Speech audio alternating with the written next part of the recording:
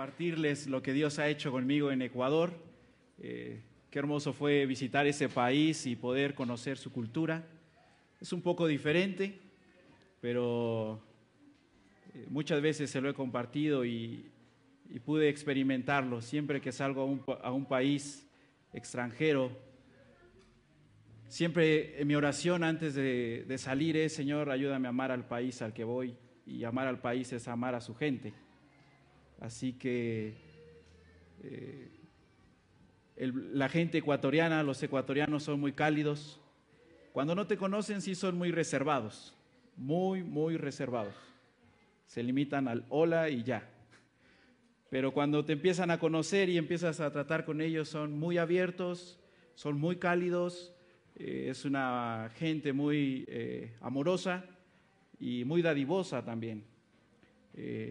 La mayor parte, digamos, del país de Ecuador, o la mitad del país es selva. Toda la demás es sierra. Así que en general el país de Ecuador es montañoso.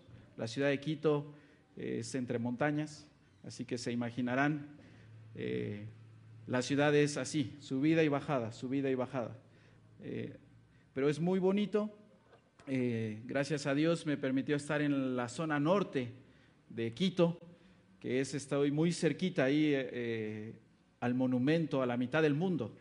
Estoy ahí a 5 minutos de lo que ellos han hecho o decidido decir que es la latitud cero, que es la mitad del mundo. Ahí hay un monumento, es un museo muy bonito. Así que, bueno, quiero compartirles de lo que es Ecuador. En su momento creo que han recibido las cartas mensuales donde les he contado de lo que Dios ha hecho. Estoy muy contento, estoy muy sorprendido de lo que Dios ha hecho allá en Ecuador.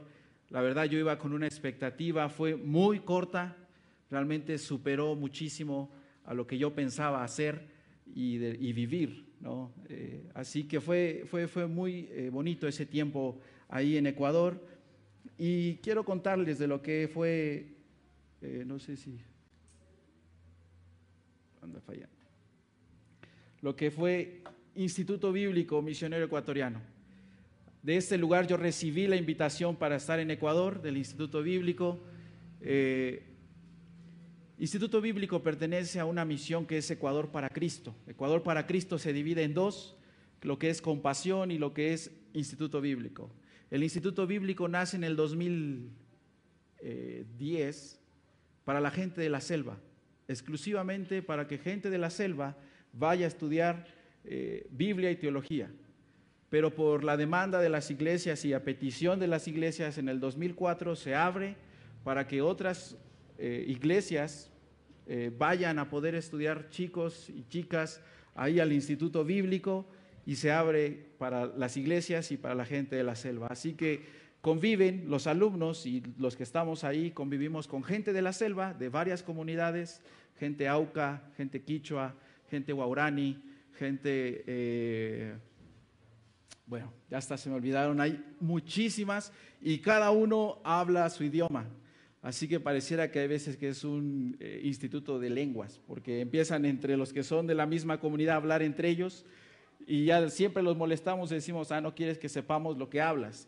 Entonces, es interesante poder convivir con esa diversidad de gente y diversidad también de culturas y gente también que son de ciudad.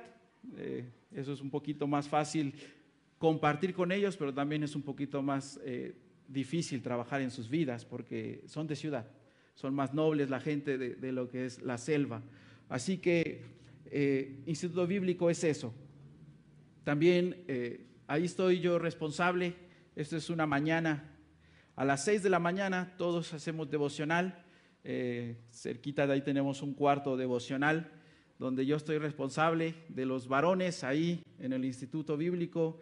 Ese tiempo que estuve ahí fueron 26 alumnos varones, de los que estaban estudiando diferentes años, primero, segundo, tercero y cuarto año. Ese es el salón devocional de los varones. Ahí están viendo también una foto de lo que es el comedor, esperando la hora del almuerzo. Allá le decimos almuerzo, no comida. Así que ese es el comedor del instituto. Esa es la biblioteca. algún del área, digamos, donde está el sector de los varones, ahí están estudiando, hacen los trabajos ahí, gracias a Dios tienen una biblioteca y pueden ahí mismo estar estudiando. También, bueno, ese es el salón, digamos, general, y ahí Dios me dio la oportunidad de estar compartiendo con los alumnos. Eso es un culto que a las 11 de la mañana, todos los días de lunes a viernes hay, que es en la mitad, digamos, del periodo de clases. Son 2 periodos de clases. Uno comienza a las 8 de la mañana, de 8 a 10, y después de 11 a 12 y media es el otro periodo de clases.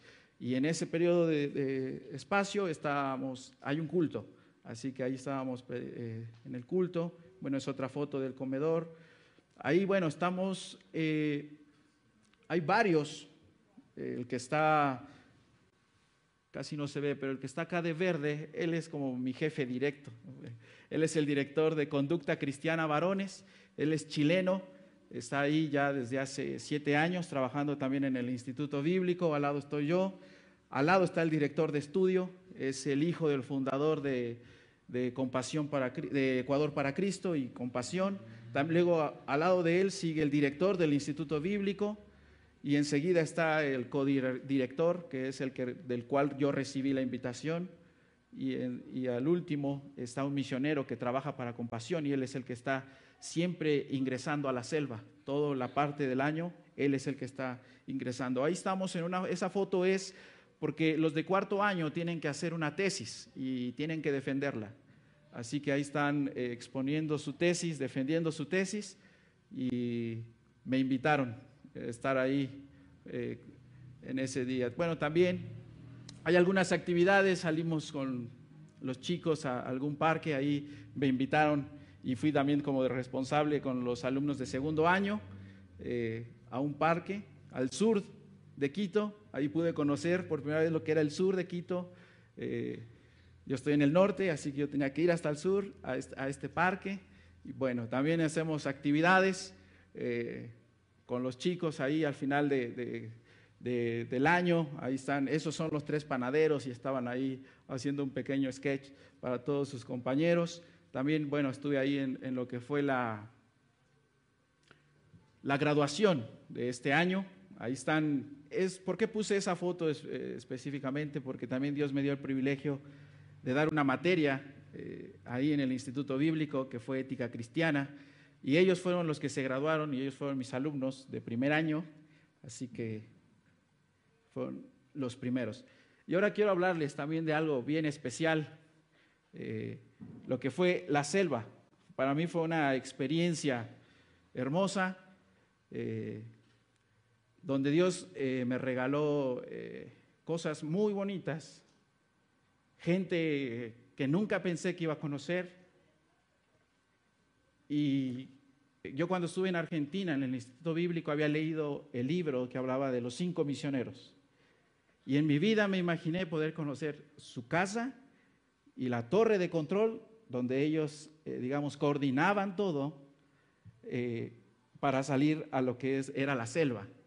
Esta casa está en un lugar que se llama La Shell, así se llama el lugar, y ellos entraban a todas las comunidades donde, hasta que el día que Dios llamó la vida de Jim Elliot y todo su equipo.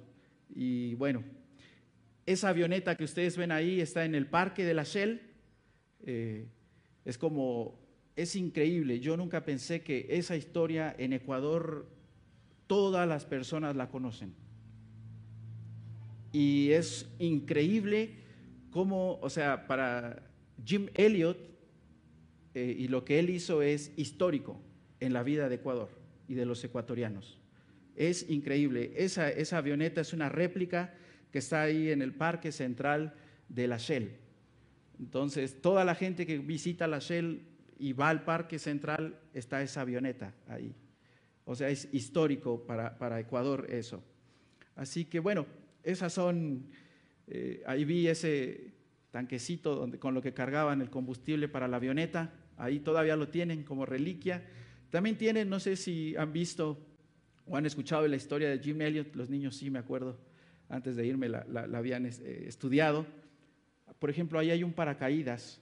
Lo que hacía Jim Elliot era regalar cosas y lo tiraba desde la avioneta con paracaídas. Y ahí tienen esos blancos y hay uno amarillo. Ahí, eso lo tienen ahí en exhibición.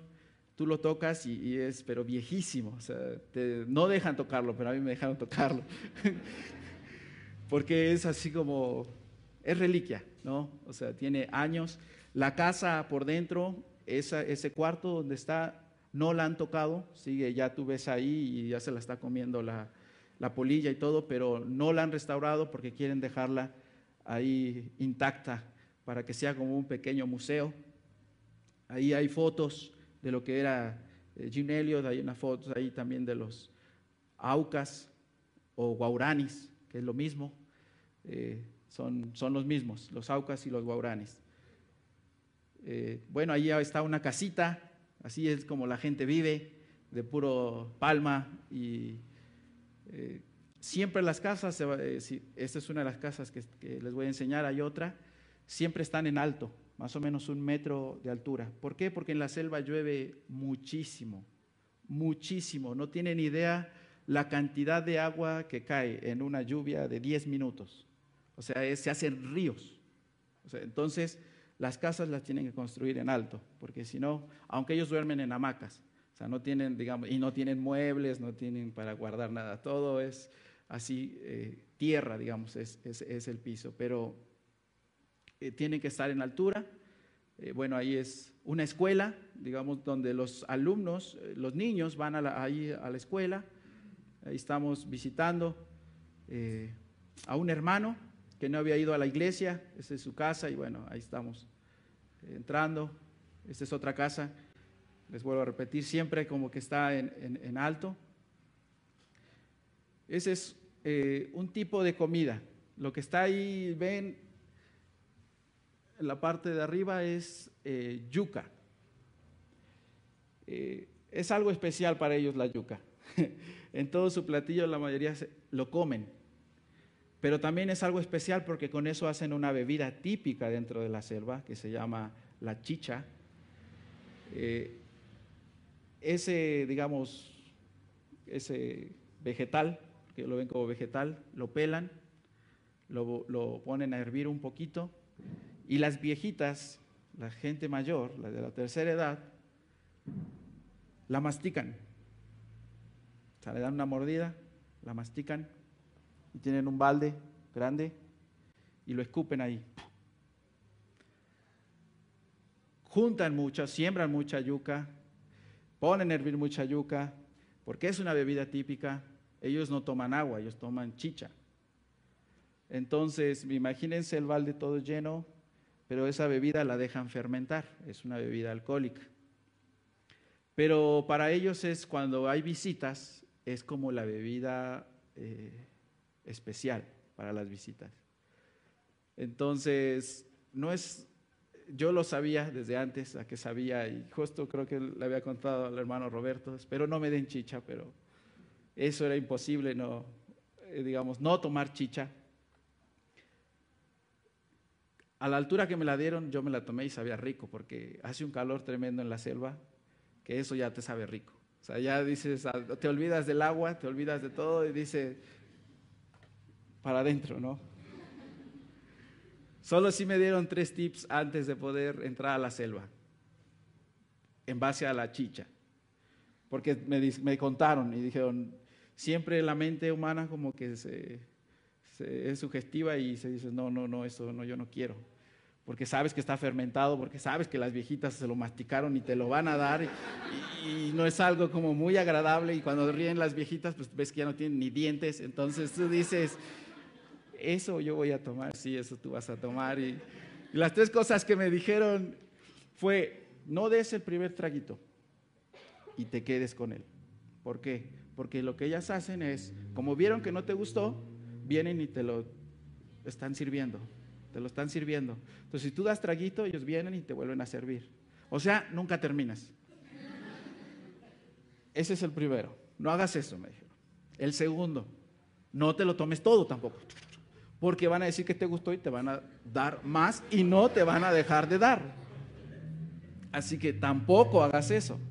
Y la otra es, toma la mitad, espera, aguántate, platica con ellos, luego lo terminas, pero no te lo termines todo. Deja la cuarta parte y lo entregas. Y le dices, no más. Así que, pero lo interesante es de que, digamos, Ale hace chicha, Estelita hace chicha, Sonia hace chicha, entonces todas me quieren dar chicha porque estoy invitado. Entonces es de que Ale viene, se acerca y ella y todas las demás están esperando a que yo termine para que ya vengan y me acerquen el otro. Entonces yo de broma le dije al misionero cuando fui, le digo, no me acuerdo si yo subí a la avioneta o me subieron, le dije. Pero era interesante ver. Ese fruto que estoy comiendo, para ellos es cacao. Eso lo venden, sabe muy rico, solo se come como la pulpita que tiene la pepita y lo demás lo botan a un cesto, como el que estoy cargando ahí, y después lo ponen a secar y eso lo venden y con eso hacen chocolates, es cacao para ellos. Allá habíamos ido a una finca, ellos le dicen finca, donde están todos los plantillos y los frutos. Fuimos a la finca a traer verde, allá es muy común que coman. Ese sería para nosotros como el plátano macho.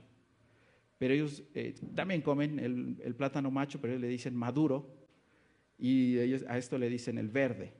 En la selva comen muchísimo verde, en la mayoría de los platillos hay verde, hacen sopa de eso. La comida ecuatoriana es como de comer mucho dulce con salado. Entonces, al mismo tiempo estoy hablando, no es que separan. Al mismo tiempo te están sirviendo algo dulce con algo salado. Entonces, bueno, ahí habíamos ido a la finca y bueno, ellos también traen las pencas. Esa penca para ellos la pueden vender en $2. Entonces, es muy barata, mucha gente va, digamos, a nosotros cuando volvimos, por ejemplo, llevamos como 15 pencas para todo lo que es el alumnado, porque allá sale más barato. Bueno, en la selva, como llueve mucho, hay muchos ríos también. Y es un río, es la lavarropas, la lavatrastes, el baño, porque ahí nos bañamos, y también todo. Por eso es que no toman agua, porque no hay agua. Y tienen que tener su bebida y hacen la chicha. Ese río yo nunca me he bañado en un río, ese les presento ahí, mi primer baño público, donde me pude bañar. Ahí estábamos cruzando también, porque teníamos que cruzar para ir a muchos lados. Y bueno, fue una experiencia muy bonita estar ahí en la selva. Ese es un plato típico también, que se llama maito. Es pescado, ahí algo pasó.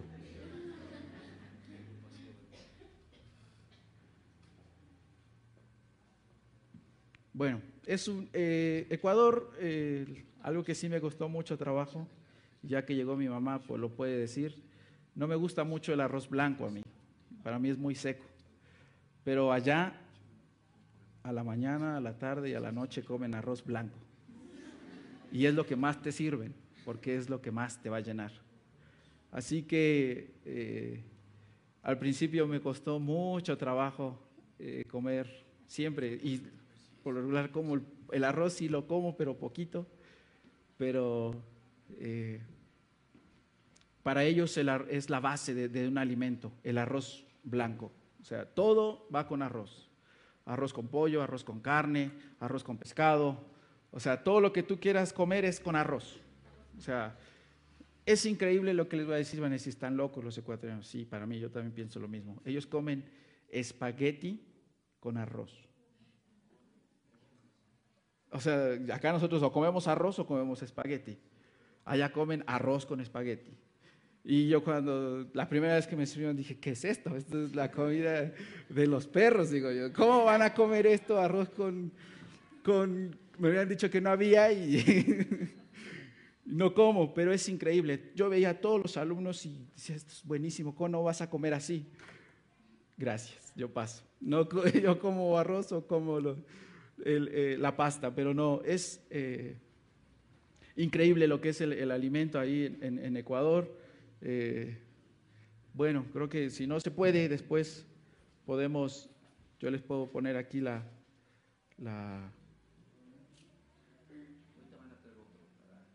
ok.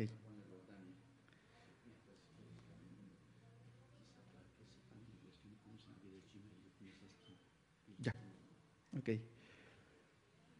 Bueno, Jean Elliott, probablemente a lo mejor muchos no conocen lo que es la vida de él.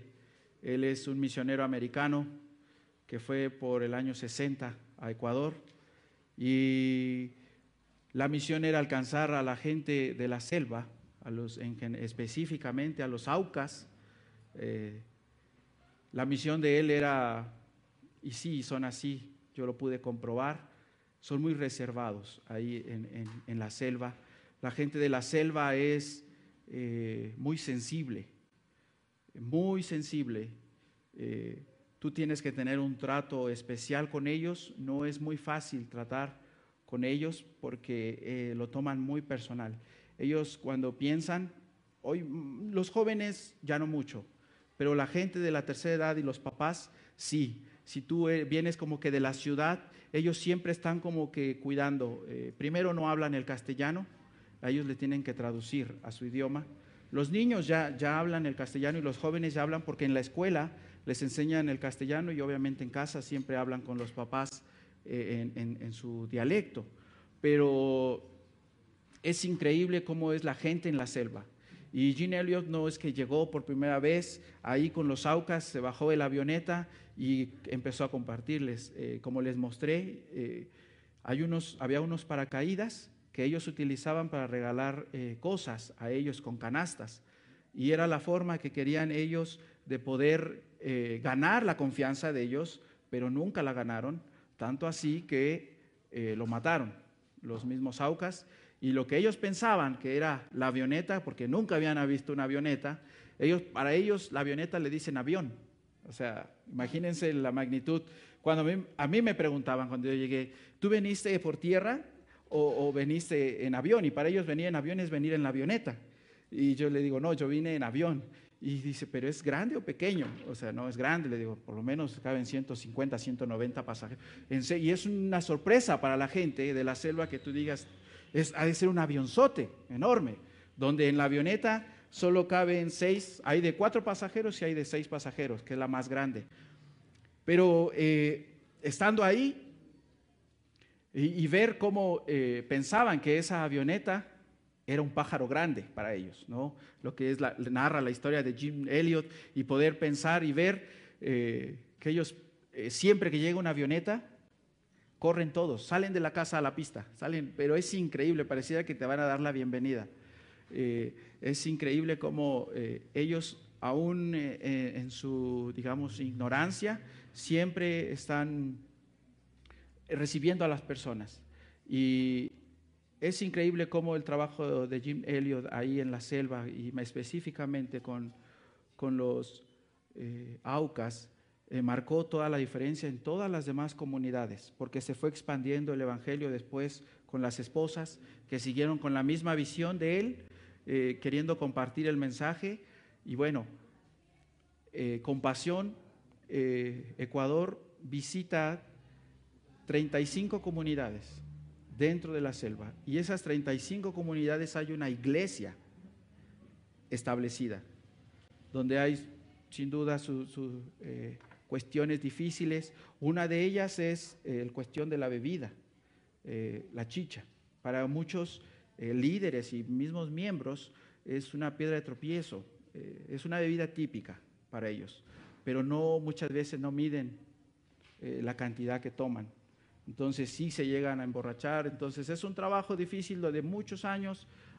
Los misioneros de Compasión han estado trabajando con ellos en que no se les prohíbe, no hagan chicha o no tomen chicha, pero sí que se controlen en la forma que la toman.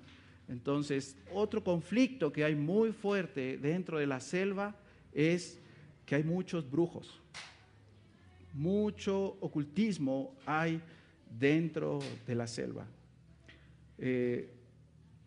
Si logran ver después una de las fotos, el segundo viaje que yo hice a la selva fue con el fundador de Compasión y el fundador también de Ecuador para Cristo, y a él lo quisieron envenenar, porque él ya tiene en Ecuador, es un americano, Daniel Roger se llama, entrando a la selva, él ya hace más de 60 años, quisieron matarlo. Le habían encargado a un brujo que lo matara, pero evidentemente no logró nada. El hermano sigue vivo, el hermano sigue entrando a la selva, cumpliendo ministerio ahí. Y bueno, ese es un conflicto muy fuerte dentro de la selva, donde también la iglesia lucha. Allá no perdonan nada, y por eso les decía, la gente de la selva es muy sensible. Entonces, uno tiene que ser bien cauteloso, bien precavido en cómo va a hablar con ellos y también lo que va a decir con ellos, porque siempre están a la defensiva ellos. Piensan que es como que la batalla, o sea, gente que va entrando, digamos, de la ciudad, piensa que uno va a querer cambiar todas sus costumbres, uno no va a querer compartir con ellos, y siempre como que va a marcar una barrera con ellos y decir, bueno, yo soy de la ciudad, a mí no me gusta eso y no voy a comer tu comida. Entonces siempre es como que te van probando, te van calando para ver si realmente tú puedes y quieres relacionarte con ellos. Después de que ellos ven, la prueba de fuego es tomar la chicha. Ahí se ve eso. Cuando una persona dice, no, yo no tomo, no le ofrecen nada más, nada más. Nada, literal, nada. Ni te preguntan si quieres algo. O sea, cortaste de tajo la relación con ellos, de poder, digamos, estrechar una relación para conocerse culturas. Ellos ven, y es lo primero que te ofrecen. Van y con la olla vienen, parten unos recipientes de mitad de coco, la meten ahí, no es que esa parte y la higiene, no. Ahí meten y te dan esto. Y toma, y si tú dices no, olvídate, nunca más. Ni si tienes hambre, te aguantas. No pidas nada porque te van a decir, no hay, no tenemos. Entonces, es increíble cómo la cultura cambia. Entonces, la prueba de fuego es tomar la chicha. Así que bueno, es algo de lo que también pude experimentar dentro de la selva. Y bueno, voy a, lo que se arregla todos los problemas técnicos, voy a pasar al segundo punto y después al final retomamos un poquito de lo que es la selva y lo que fue parte de lo que es la selva y lo que voy a estar haciendo ya en este tiempo ya en Ecuador. Cuando yo estuve en Ecuador, sí viví circunstancias difíciles y la primera circunstancia difícil fue que aunque yo sabía que la invitación de ir a Ecuador era, digamos, abierta a dos cosas: ir, conocer el ministerio y ponerlo para mí como una experiencia más, o ver la necesidad que había ahí y que yo podía suplirla. Yo la conocía, pero sinceramente sí llegué al lugar ahí y pude ver la necesidad desde el primer día que yo llegué, y ya está casi.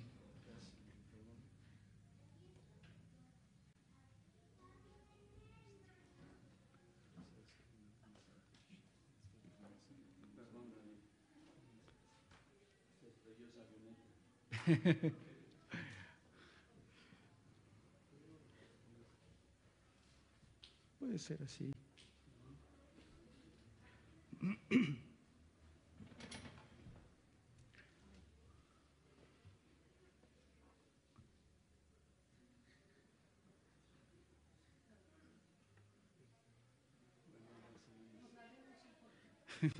Bueno, como les decía, ese es un plato típico dentro de la selva, se llama maito, es pescado, no recuerdo el nombre del pescado, tienen su nombre, con palmito. que es otro tipo de raíz también, que lo hacen. Es una comida muy sana, allí dentro de la selva. Si se dan cuenta, ahí en la preparación es a base de carbón, o sea, no hay nada de grasa, nada, todo muy, muy, muy sano. Ahí hay dos hermanas de la iglesia que estaban preparando lo que era el maito. También es un platillo muy elegante para ellos. No lo hacen muy seguido. Ellos con comer arroz es suficiente y ya. Pero cuando hay visitas, hay gallina ahí en la selva y es típico, ¿no? Bueno, no era típico para mí. Para mí, digamos, aquí en México dar la mejor, ellos dicen presa, la mejor pieza de un pollo para mí es como dar la pechuga, ¿no? Para allá es como dar la pierna del ave. Entonces, bueno, ese es el platillo, uno de los platillos típicos. Bueno, ahí íbamos ingresando a lo que era, íbamos para La Shell. Es un pueblito que se llama Ciudad de Canela. Nombres raros. Hay un pueblo antes que se llama Baños. Entonces, siempre nos burlábamos porque yo viajé con otro chileno, y decíamos, vamos a pasar a los baños. Así que, bueno, ahí está el que yo les hablaba. El hermano de cabeza ya blanca es el fundador de Ecuador para Cristo y fundador también de Compasión y del Instituto Bíblico, el hermano Daniel Roger. Esa vez entramos simplemente porque íbamos a bautizar a hermanos ahí en la comunidad de Moretecocha. Ahí en Moretecocha es una iglesia de muchos años, fue una de las primeras iglesias. El hermano fundó esa iglesia y por eso estaban invitando para que él pudiera bautizar a 7 hermanos que estaban ahí dando ese paso de fe. Y bueno, ahí estábamos cargando el equipaje en la avioneta. Trabaja mucho con pasión con lo que es el ministerio de Alas de Socorro. Alas de Socorro es el ministerio que entra a la selva con las avionetas. Entonces, ahí hacen mucha mancuerna porque todos los misioneros que trabajan en Compasión entran con Alas de Socorro a la selva. Entonces, ahí está esa fue nuestra avioneta, Alas de Socorro, la número 14. Ahí solo tienen 2 avionetas, no es que son 14. No sé por qué el número 14, pero solo son 2 avionetas. Y creo que ahora en diciembre llega una avioneta más grande que pudieron ofrendar de los Estados Unidos. Así que creo que ya está en barco viajando hacia Ecuador para que se una ahí a Alas de Socorro, y ahora van a tener 3. Y bueno, esa es una vista de lo que es la selva. Ahí es increíble ver cuando uno va volando, no ves nada café, todo es verde, verde, verde, verde y azul, que es el cielo, pero ves verde, verde, verde y los ríos.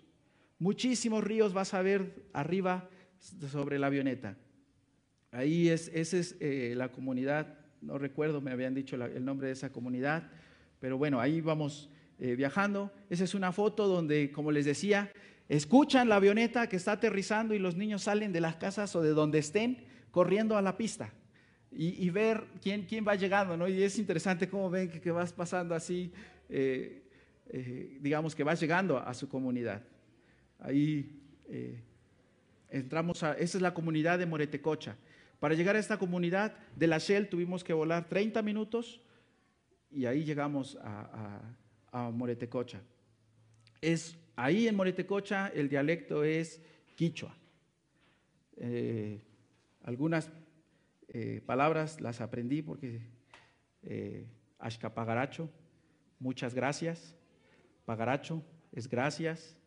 Tuve que hacer en ese momento mi acordeón porque si no, eso es lo que más me aprendí porque siempre daba las gracias, ¿no? Cuando me daban comida, pagaracho. Y ya cuando me despedía, ashkapagaracho, muchas gracias o gracias por todo. Entonces, bueno, esa es la iglesia de Moretecocha. Ahí estamos en el culto antes del bautizo. Ahí está el río donde fueron bautizados.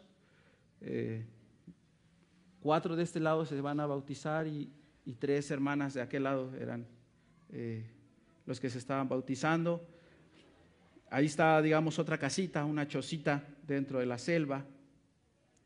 Esa es otra vista dentro de lo que es la avioneta. Ahí está otro río, ahí se alcanza a ver hasta la llanta de la avioneta. Y bueno, aquí ya voy perfilándome, digamos, a lo que era para obtener este documento. Si se dan cuenta, dice actividad misionero y el tipo de visa es la 12-7. Para obtener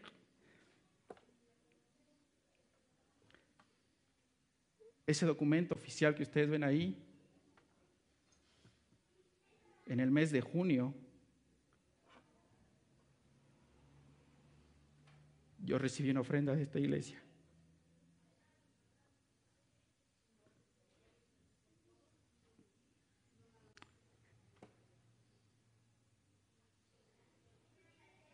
En una de las cartas les compartí que estuvieran orando por el trámite de la visa.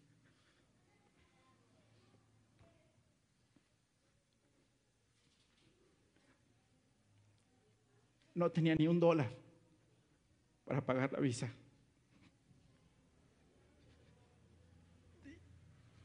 Y 2 días antes recibí un correo de Paco y me dijo, hay un depósito que te hizo la iglesia. Abrí Bancanet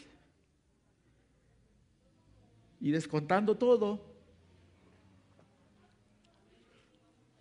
con el impuesto que hace el banco al retirar en el extranjero, haciendo la conversión del peso mexicano al dólar, daba la cantidad exacta para lo que ustedes ven ahí. Por eso quise ponerla. Y muchas de las veces que escribí en la carta, cada mes, agradecí por sus oraciones, por sus ofrendas, porque Dios fue fiel en cada mes. De los 5 meses que estuve ahí en Ecuador, en que no me faltó nada. Fue increíble lo que Dios hizo en mi vida. El primer mes que yo llegué allá, había llegado el primer mes y una de las cosas, yo la invitación de Ecuador la recibí en el 2012. Y por incredulidad y por falta de fe mía, no me iba, porque yo decía, no tengo dinero para estar allá. Pero el tiempo de Dios es perfecto y las lecciones de Dios son exactas. Pero estando allá y terminando el primer mes, me llaman a la oficina. Y nunca me habían llamado durante el mes y yo dije, ¿y ahora qué hice? Te vas antes. Y me habla Renato, que es el, digamos, como el jefe inmediato mío, que es el director de conducta cristiana. Y me da un sobre y me dice, esto es para ti. Me dijo, me están dando una carta, algo.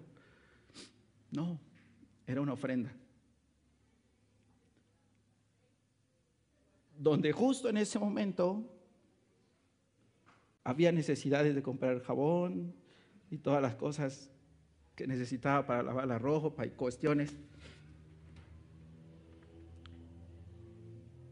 Y lo único que hice fue decir, Dios, perdón. Perdón por mi incredulidad. Nunca me imaginé y cada mes el instituto ahora se ha comprometido a darme una ofrenda. Pero el director fue bien sincero conmigo. Días antes de que yo viniera a México me dijo, y tuvimos esta conversación. Y me dijo, nosotros estábamos viendo tu corazón. Tú estabas aquí por lo que podrías recibir o porque realmente Dios te había traído aquí. Y la necesidad que teníamos las estás supliendo. Y la verdad estamos muy sorprendidos de Dios, cómo te trajo a Ecuador, cómo era en el tiempo preciso, porque era cuando más teníamos dificultades con los varones. En realidad todo mi trabajo se entorna a los alumnos varones. Todo lo que yo voy a hacer en Ecuador es con los alumnos varones. Vivo con ellos. Estoy en el área de conducta cristiana, varones. Voy a estar coordinando todo lo que es la consejería para los alumnos, varones. Y es increíble, o sea, siempre veo esa foto y digo, es la gracia de Dios. Y quiero darle las gracias también a ustedes porque son parte de ello.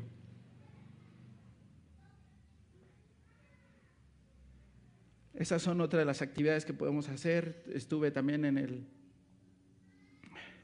retiro de exalumnos. Este año se hizo allí en el Instituto Bíblico, siempre lo habían hecho en la costa. Y este año se llamó De Regreso a Casa. Todos los que ven ahí son exalumnos. Todos ellos fueron ahí parte de lo que es que son parte de exalumnos. Pude conocer de generaciones, desde ahí había dos, desde que los que estaban, desde que comenzó el Instituto Bíblico. Así que de varios pude conocer varias generaciones de estudiantes ahí y ellos igual conocerme. Cada año lo hacen. Después de lo que es graduación, enseguida viene retiro de exalumnos anualmente. Y bueno, para terminar lo que es el tiempo ahí en Ecuador, eso es lo que voy a estar realizando. Bueno, muchos no saben, o probablemente sí saben, todos los miércoles han algunos orado y es cuando leen las cartas ahí, pero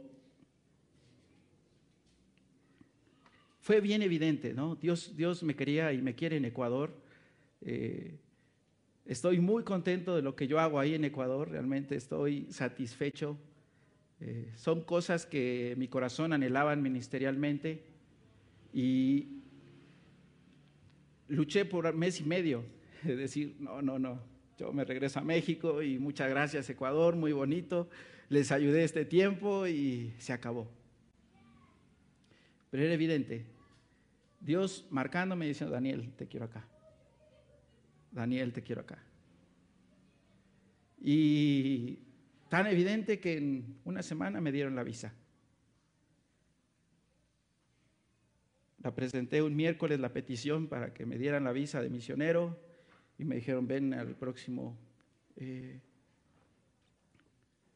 jueves que fui, miércoles, jueves, y me entregaron el pasaporte con la visa. Y fue tremendo, ¿no? Cómo Dios iba marcando las cosas. Otra de las cosas que marcaron la diferencia también ahí fue que yo tenía ya el boleto comprado para venir hasta agosto. El 7 de agosto era mi regreso y lo adelanté. Y obviamente hacer ese cambio de vuelo es un costo. Y el hijo del fundador me dijo, que es el director de estudio, me dijo, yo te voy a ofrendar para el cambio de vuelo. Entonces, eran cosas, la fidelidad de Dios comprobando y también que Dios estaba marcando que me quería en Ecuador, ¿no? Entonces, cosas como estas he vivido y yo creo que las que faltan, ¿no? Y por eso comencé, si recuerdan ahí, con la primera frase, y es justamente de Jim Elliot. Muchas veces cuando hicieron aquí la conferencia misionera, la vi.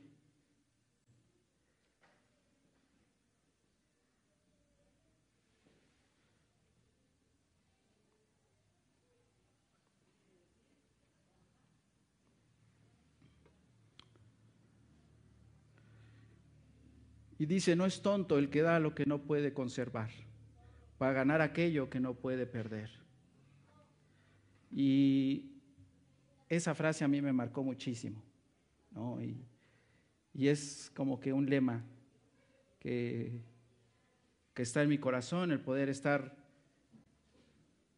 allá en Ecuador sirviendo a Dios. Sí fue una decisión muy, muy difícil, porque va a cambiar mi vida.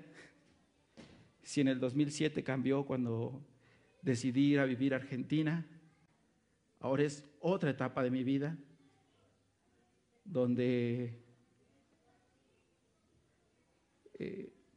algo que sí me ha marcado es cómo Dios ha sido bueno, muy bueno conmigo.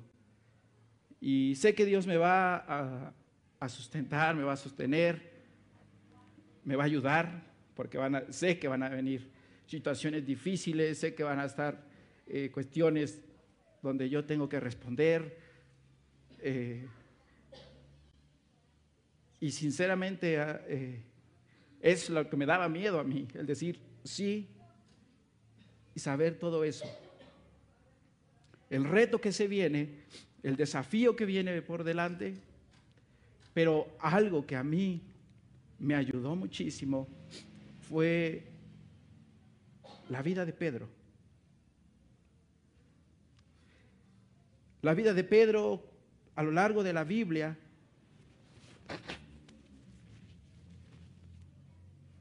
vamos viendo cómo era ese hombre duro, que a lo mejor muchas de las veces no medía esas palabras y siempre era como que el bravucón de los 12 y era el que siempre iba adelante y era como, yo me imagino como el guardaespaldas del Señor Jesús, y a él no lo toque, ¿no? Y cuidadito, y quién se está acercando y ver cómo la vida de Pedro fue transformada y fue moldeada a lo largo de esos 3 años de estar cerca del Señor Jesucristo.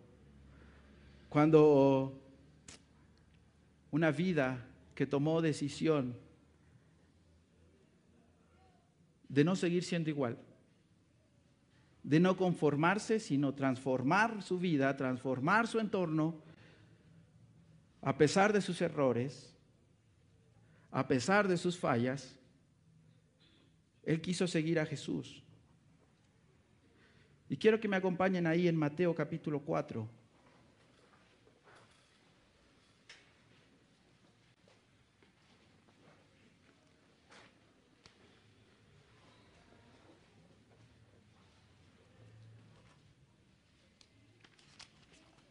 Mateo capítulo 4, versículos 18 al 20.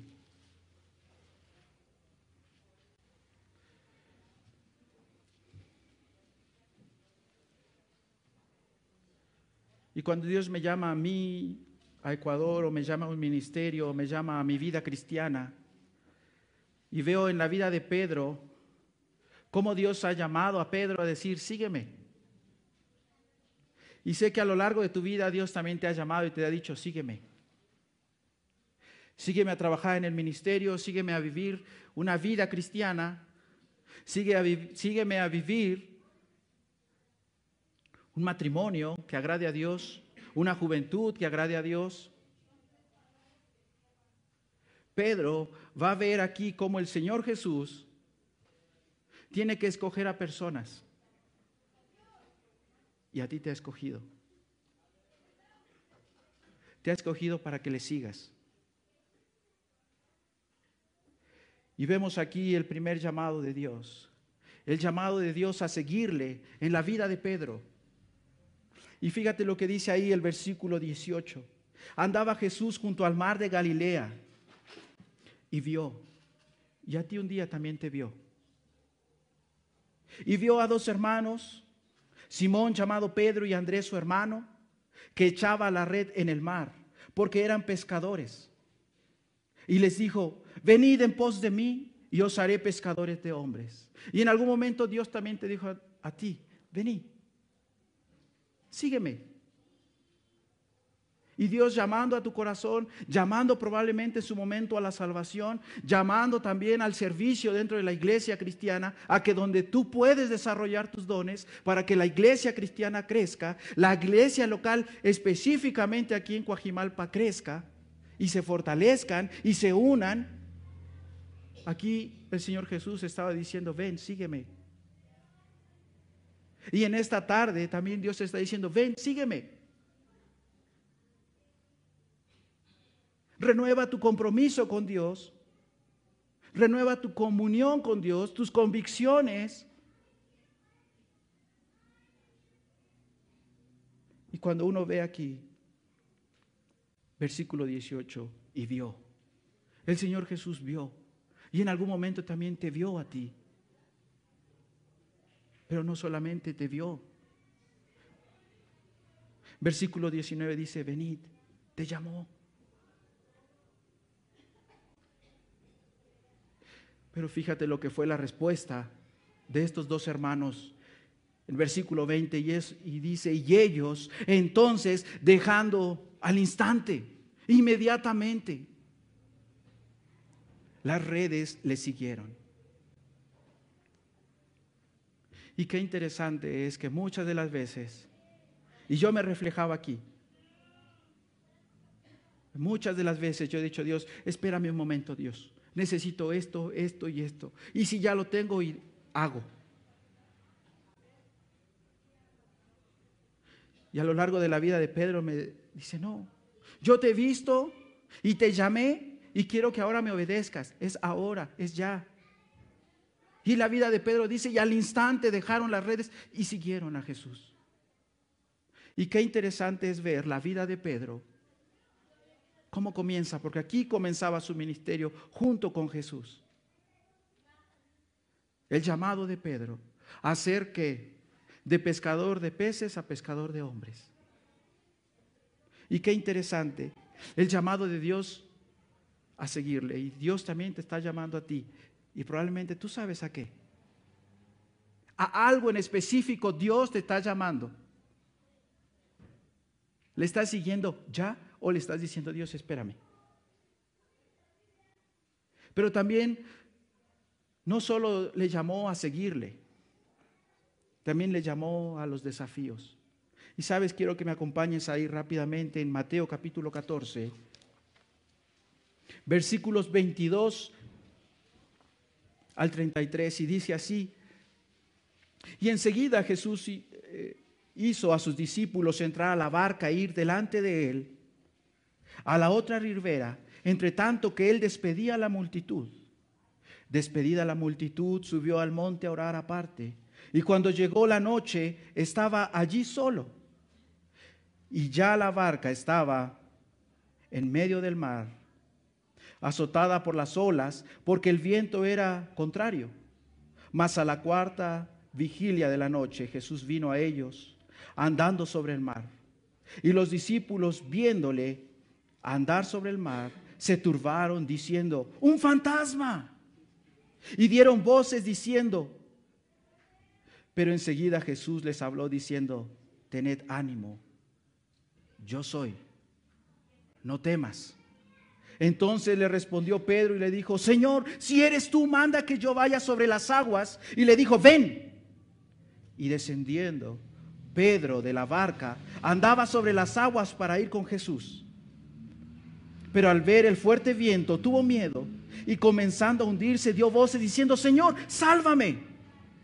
Al momento Jesús extendiendo la mano, asió de él y le dijo, hombre de poca fe, ¿por qué dudaste? Y qué interesante es ver aquí cómo se presenta el Señor Jesús ante Pedro, en un desafío que él tenía y que él había provocado. Porque él le está diciendo, si eres tú, Señor, manda que yo vaya. Y fíjense cómo vuelve aquí el Hijo de Dios a decir, el yo soy. ¿Se acuerdan con quién lo había dicho? Con Moisés, en la zarza ardiente, y le decía, yo soy el que soy. Y aquí Pedro va a escuchar eso de viva voz del Hijo de Dios, del mismo Dios, diciendo, tened ánimo, yo soy. No temas. Porque le estaba llamando Dios a los desafíos a la vida de Pedro. Y es lo mismo que Dios te está diciendo a ti. Estoy convencido que cada uno de los que estamos aquí tenemos desafíos en nuestra vida. Y Dios nos está diciendo, no temas, yo soy. El que estuvo con Moisés, también estoy contigo. Yo soy y sigo siendo el mismo. No temas, ten ánimo.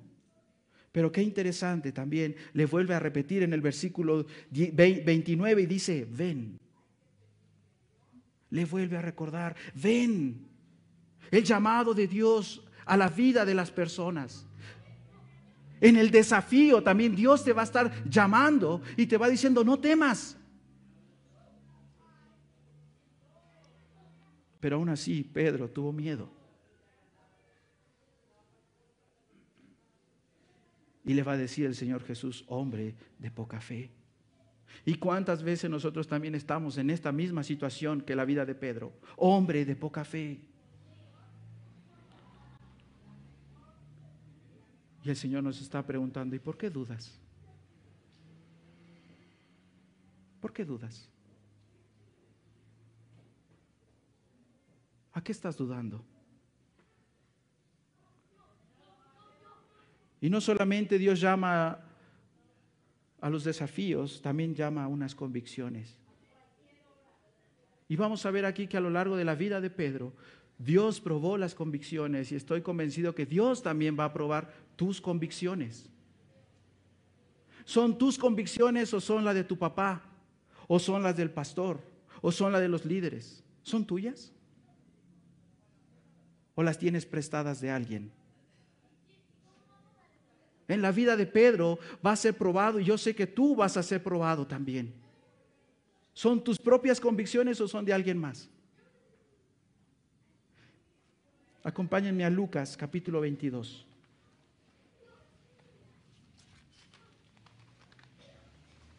Lucas capítulo 22 versículos 54 al 62. Y dice así, y prendiéndole le llevaron y le dijeron,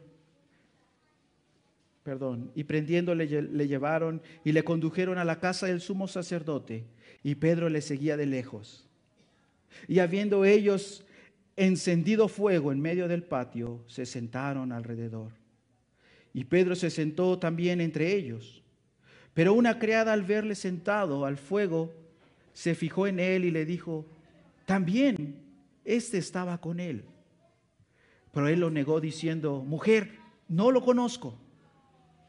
Un poco después, viéndole, otro dijo, tú también eres de ellos. Y Pedro dijo, hombre, no lo soy. Como una hora después, una afirmaba diciendo, verdaderamente, también este estaba con él, porque es Galileo. Y Pedro dijo, hombre, no sé lo que dices. Y enseguida, mientras él todavía hablaba, el gallo cantó. Y entonces, vuelto el Señor, miró a Pedro, y Pedro se acordó de las palabras del Señor, que él le había dicho, antes de que el gallo cante, me negarás 3 veces. Y Pedro salió afuera, lloró amargamente. Y yo sé que muchas de las veces Dios va a llamarte a tus convicciones. Aquí Pedro había reprobado en sus convicciones. 3 veces reprobó.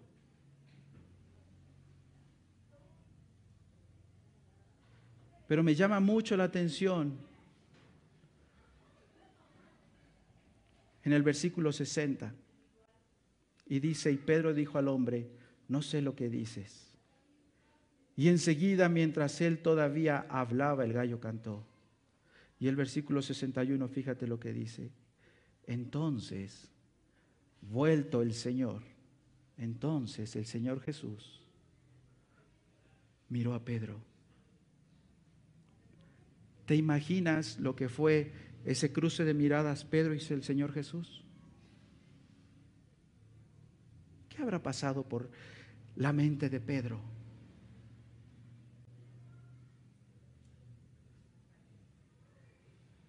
¿Y cuántas veces los esposos escuchan la frase de las esposas? Te lo dije.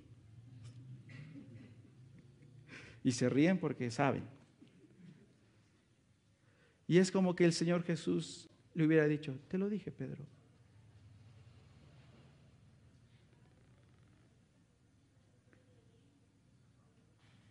Y esta tarde el Señor Jesús te está mirando a los ojos y estás teniendo un encuentro con Él y te está diciendo, ¿qué pasa?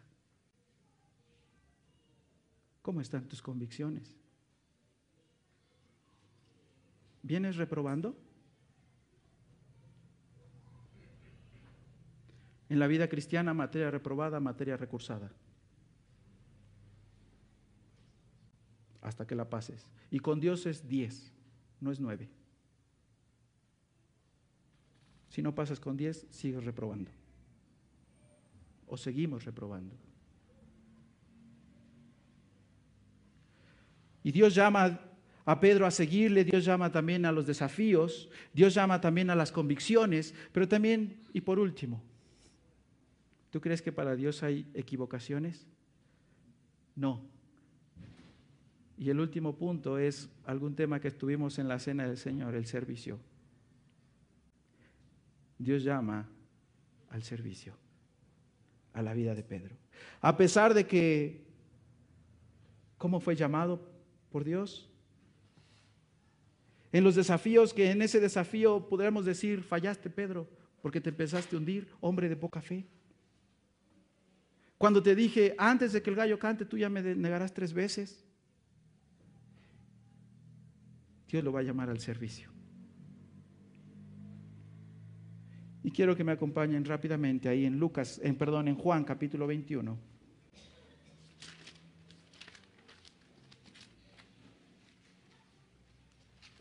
Juan capítulo 21, versículos 15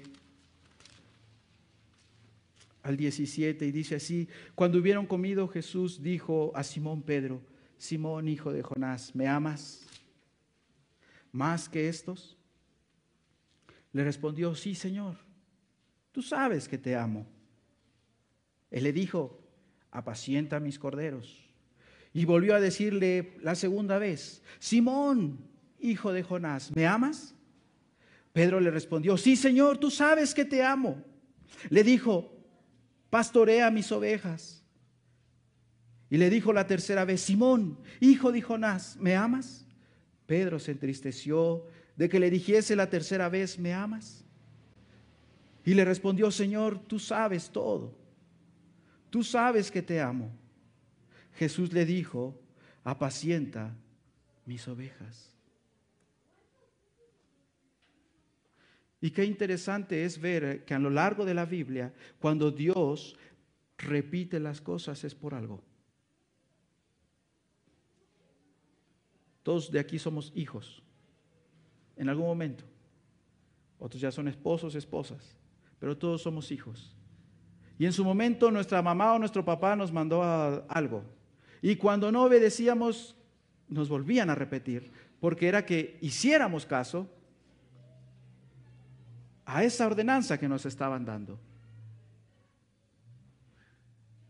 Pero qué interesante es ver aquí a lo largo de la vida de Pedro que le va a decir, ¿me amas?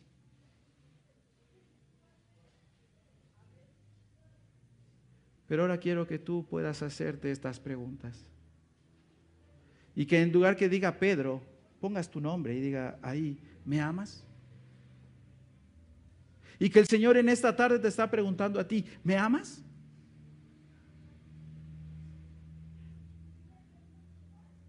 Y en esta tarde Dios te está preguntando, ¿me amas? Sabiendo que el amor no es un sentimiento, el amor es una decisión.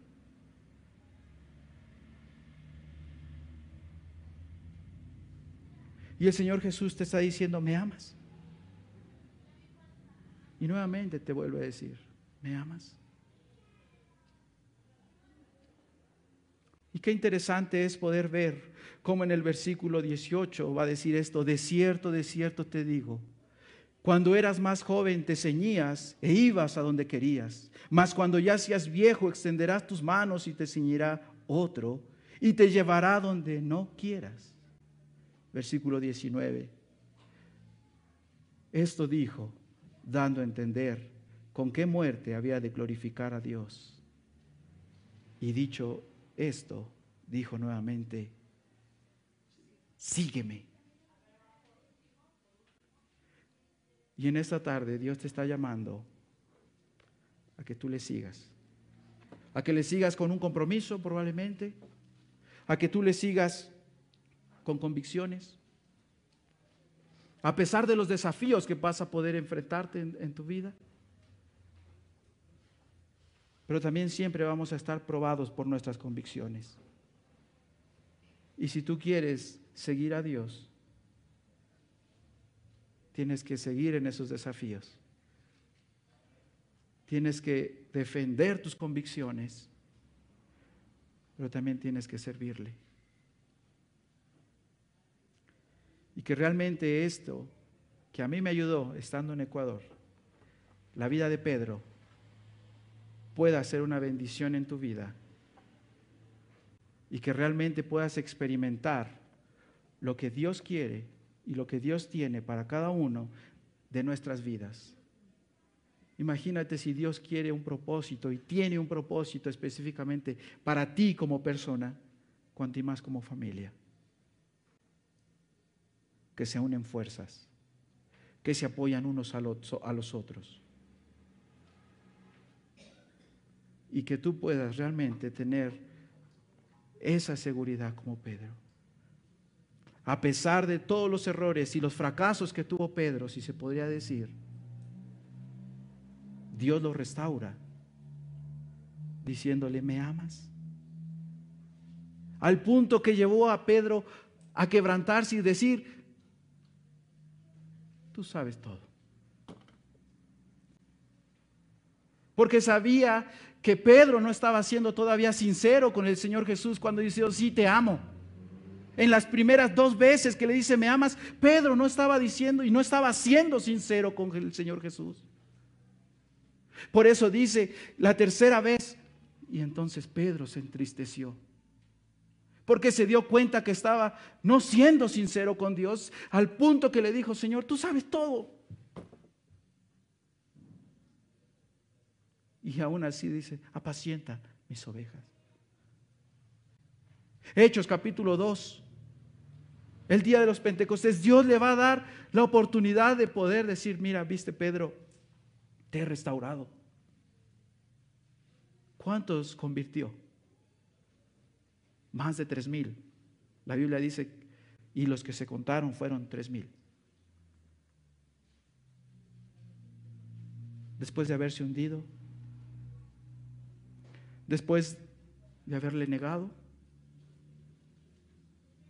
Dios le está diciendo, apacienta mis ovejas. Y Dios te está diciendo en esta tarde, sírveme.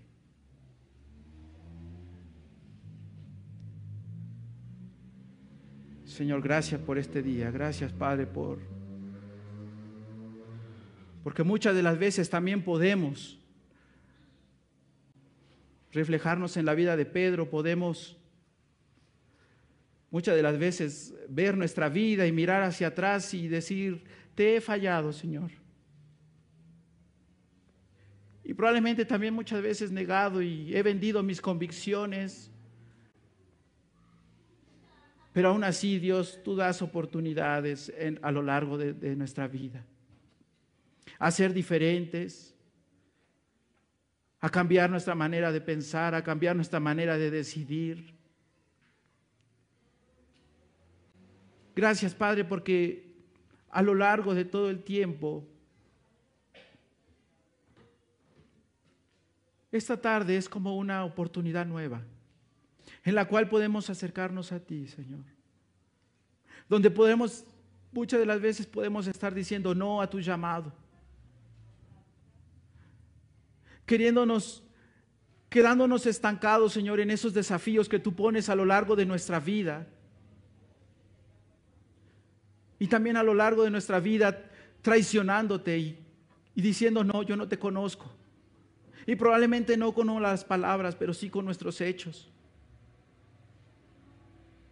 Pero aún así, Dios, tú restauras nuestro corazón, restauras nuestra comunión contigo. Y nos das el privilegio, Señor, a pesar de lo que somos, de poder servirte. Y tú sin duda conoces cada uno de los corazones que están aquí. Señor, que tu palabra pueda tocar sus corazones y también los lleven, Señor, a tomar una decisión de poder seguirte. Y así, Señor, honrarte. Gracias, Padre, por la oportunidad de estar en este lugar. Gracias, Padre, porque es un privilegio poder compartir con ellos lo hermoso que tú has hecho en el país de Ecuador. Gracias, Padre, porque es una familia en Cristo, donde las barreras de países para ti no son nada. Nada más es poder sentir, Señor, siempre esas oraciones, esas palabras de ánimo. Gracias, Padre, por cada uno de los hermanos aquí en esta iglesia de Coajimalpa. Gracias, Padre, porque me das la oportunidad, Señor, de conocerles, el privilegio de poder compartir lo bueno que has sido conmigo. Gracias, Padre, porque son parte del ministerio que tú me has encomendado. Y qué hermoso, Señor, es sentir que hay personas que interesan, Señor, también por los misioneros. Bendice esta iglesia, Señor, bendice a sus autoridades, bendice a cada familia que conforma la iglesia aquí en Coajimalpa. Gracias, Padre, por tu palabra. Y que todo sea para tu honra y para tu gloria. En Cristo Jesús. Amén.